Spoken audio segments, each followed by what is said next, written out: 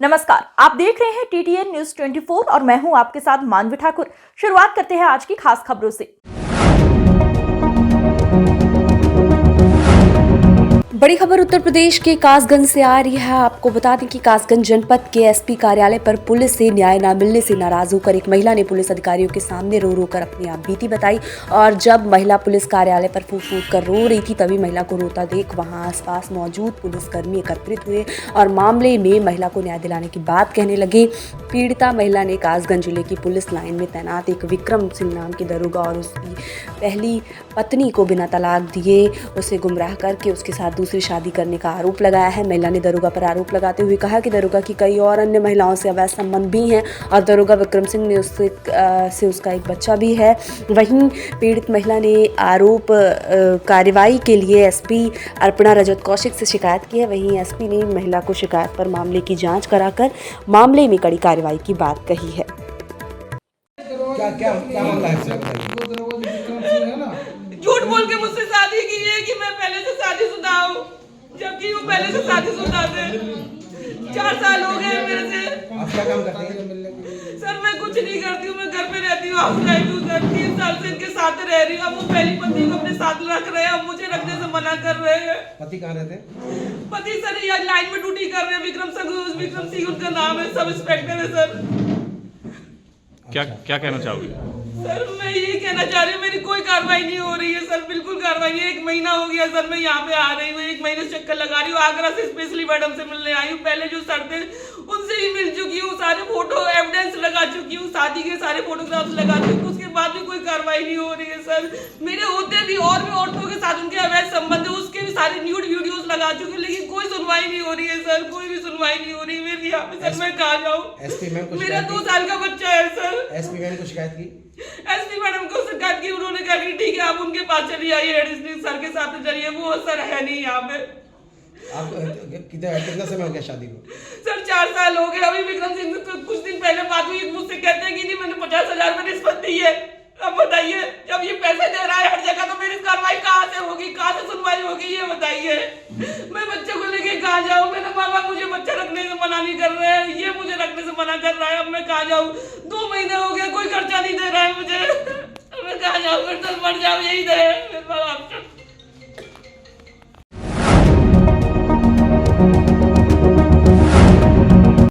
सरायगढ़ भपटियाही प्रखंड का एक पंचायत जो हाई प्रोफाइल पंचायत के रूप में जाना जाता है। दरअसल बता दें कि बिहार सरकार के कदावर मंत्री विजेंद्र प्रसाद यादव का बहन, जो वर्तमान जिला परिषद अध्यक्ष और मंत्री बगल गृह पंचायत होने के नाते आप सहज समझ सकते हैं कितना प्रोफाइल पंचायत है। एक फौजी जो सेना की नौकरी छोड़ मुखिया बनने गाँव आया, जनता ने जो ताज दिया मगर जेल का हवा भी खाना पड़ा। देखिए टीटीएन न्यूज़ की खास रिपोर्ट में 2.5 साल में क्या किया पंचायत में।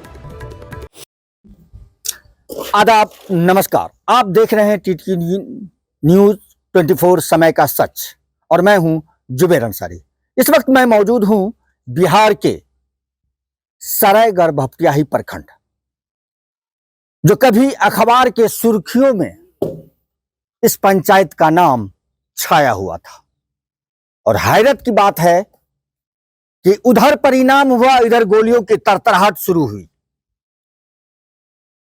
हम आपको सीधे रूबरू कराते हैं और अब समय भी चुनाव का लगभग 2.5 वर्ष बीत चुका है और हमारे साथ मौजूद है मुखिया प्रतिनिधि। हम उनसे जानेंगे कि 2.5 साल के दरमियान पंचायत में कितना विकास हुआ है। तो आइए सीधे हम आपको मुखिया प्रतिनिधि से रूबरू कराते हैं। जी, टीटीएन न्यूज में आपका स्वागत है। धन्यवाद मैं आपको चैनल को देना चाहता हूं। साथ ही में मैं तो पहले सेना से 20 वर्ष अपना योगदान देकर के मैं बिहार से लेके अपना पंचायत में आया था कि पंचायत में जाकर के मैं अच्छा काम कर सकूं। लेकिन साथ में जब मैं पंचायत का चुनाव लड़ा, उसमें हम 3 प्रत्याशी थे और 3 में हमें जनता ने चुना और चुन करके हमें पंचायत में अच्छा काम करने के लिए मौका दिया, लेकिन मेरे साथ दुर्भाग्य से घटना घट गई और उस केस में हम 17 व्यक्ति 302 का मुजरिम बन गए थे, जिसमें हम लोग सब जेल चले गए, भाग दौड़ हो गए, आर्थिक स्थिति का लॉस हो गया। हम जनता को समय नहीं दे पाए थे। 7 महीना के बाद हम जब जेल से बाहर आए तब जाके समय दिए। बात रही विकास की, तो विकास की यहाँ पंचायत सरकार भवन हम संरक्षण करवाए। इस बार WPO का भवन निर्माण किए, ये आपके साथ में देख रहे हैं कि बाउंड्री बन रहा है। स्कूल का निर्माण किए, 2-3 सड़क 300 फीट 400 फीट का बनवाए हैं। ये सब काम हुआ है, लेकिन हम लोग को तो भाग दौड़ केस में लगा रहता है, इसलिए हम समय नहीं दे पाते हैं जितना समय हमको जनता के बीच में देना चाहिए। नहीं, जो एक सवाल है कि आप फौज में थे और यहाँ की जनता वो एक फौजी पे भरोसा किया था, क्योंकि फौज में देश के या दुनिया के लोग ये समझते हैं कि फौजी ईमानदार होते हैं, और पंचायत में उस आदमी को वो अपना जनप्रतिनिधि चुना जो उसके सुख दुख में हमेशा उसके साथ रह सके। लेकिन आपके साथ घटना घटी जिस वजह से आप पंचायत में, क्या लगता है कि आपको इतना कम समय में अब जो सब वक्त है, इस वक्त में क्या कर पाएंगे आप? जहाँ तक हमको प्रयास होगा कि जहाँ तक विकास करने का हम प्रयास करेंगे, और बिहार सरकार के द्वारा भी जो इस बार आवंटन जो आ रहा है वो भी कम आ रहा है, उस कम में भी हम ज़्यादा से ज़्यादा कोशिश करेंगे। जो जनता को लाभ मिलने का प्रयास होगा हम दिलाने की कोशिश करेंगे। आवास योजना है, आवास योजना अभी बंद है। वो अभी यादव, मेहता, शेख, सिया, सुन्नी और पठान, ये 5 कास्ट को अभी देने से बाधित किया हुआ है, जो नहीं मिलेगा। हरिजन कास्ट में मिल रहा है अभी, जो 1-2 को वार्ड में दिया जा रहा है। तो जितना आवंटन आ रहा है हम उतना प्रयास कर रहे हैं कि जनता के बीच में चले जाए। हमें इससे लालच नहीं है। अगर लालच होता तो मैं अपने सेना को नहीं छोड़ता। और ये जितना समय बचा है उसमें हम भरपूर कोशिश करेंगे जो जनता हमसे खुश रहे, आबाद रहे। आज तक हमारे पंचायत में 2.5 साल के दौरान 2.5 साल के दरमियान में आपने लगभग सरकार की कितनी राशि खर्च की और कितना विकास किया? राशि जहाँ तक की सवाल है 1 करोड़ के आसपास हमने खर्च किए हैं, और 1 करोड़ में जितना भी हुआ है हमने करके सामने दिए हैं ला करके। और 2.5 साल के जो बाद बचे हैं इसमें कितना आवंटन आता है उस हिसाब से हम खर्च करके और जनता को दिखाने की कोशिश करेंगे हमने ये काम किया है।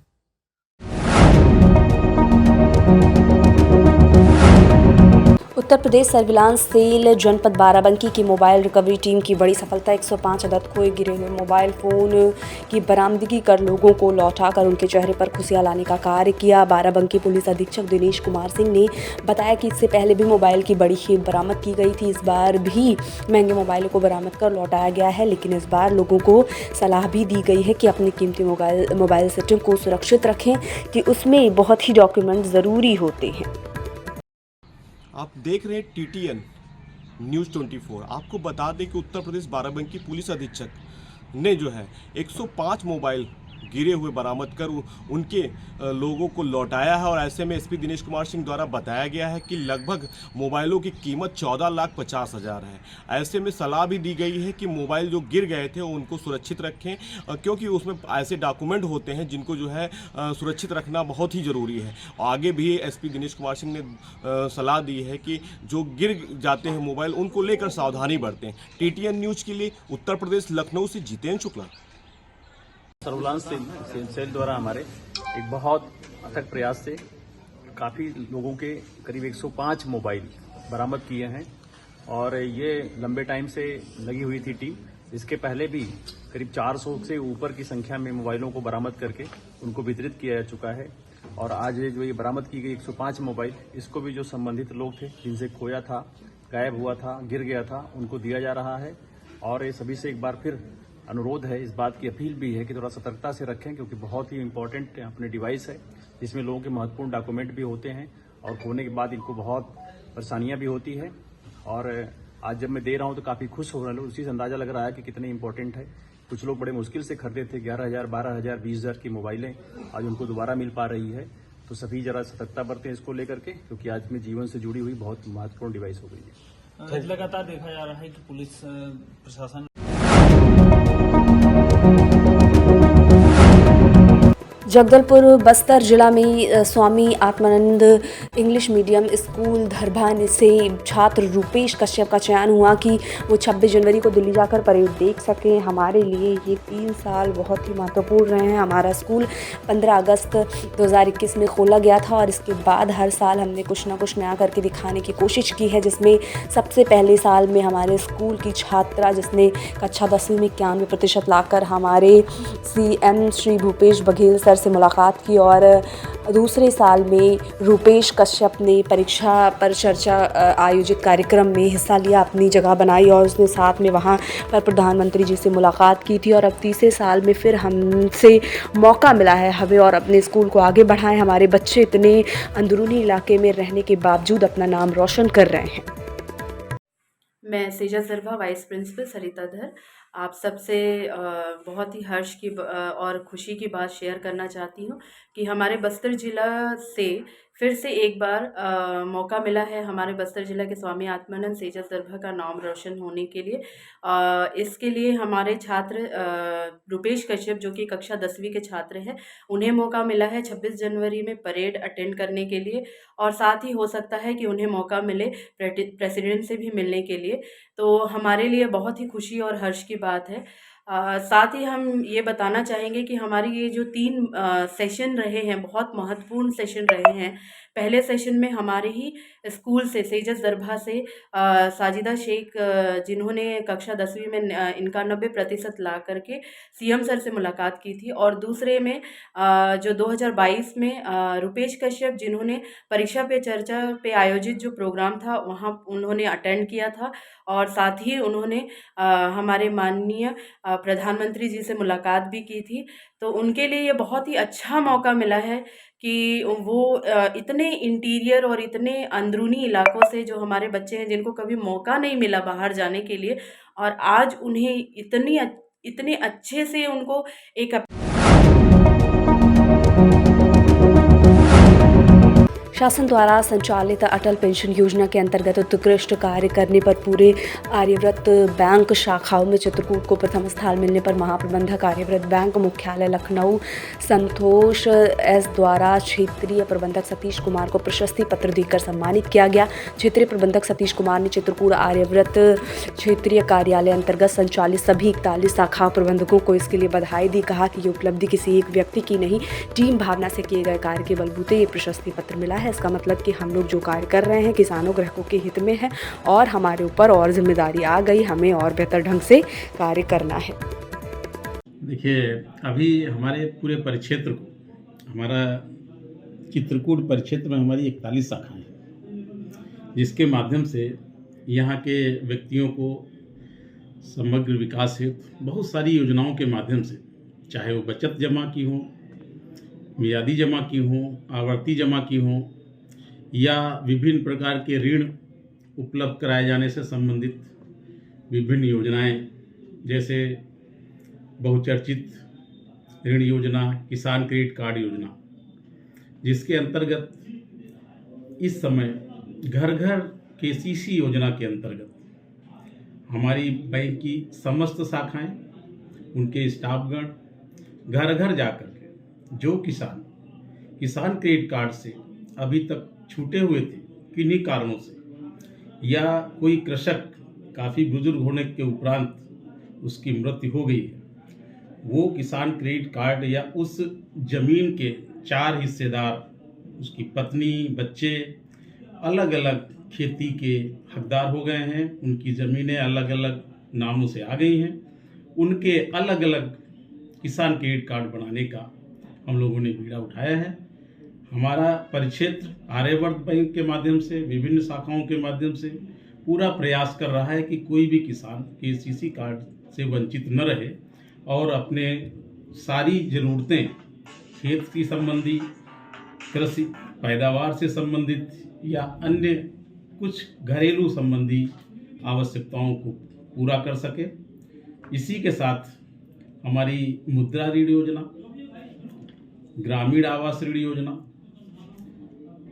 स्वरोजगार से संबंधित दर्जनों ऋण योजनाएं हैं, जिसके माध्यम से छोटे मध्यम बड़े व्यवसायियों को स्वरोजगार उपलब्ध कराए जा रहे हैं।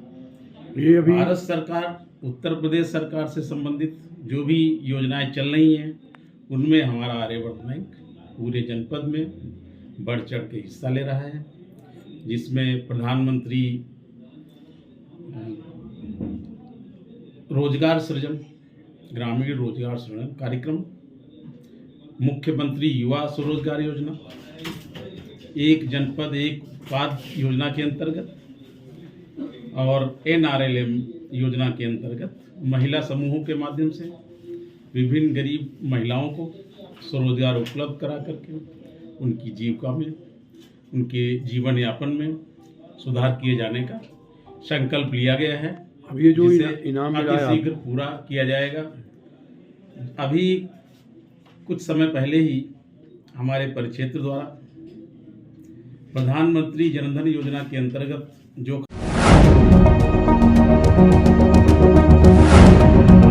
आज की खबरों में बस इतना ही। देखते रहिए TTN News 24। नमस्कार।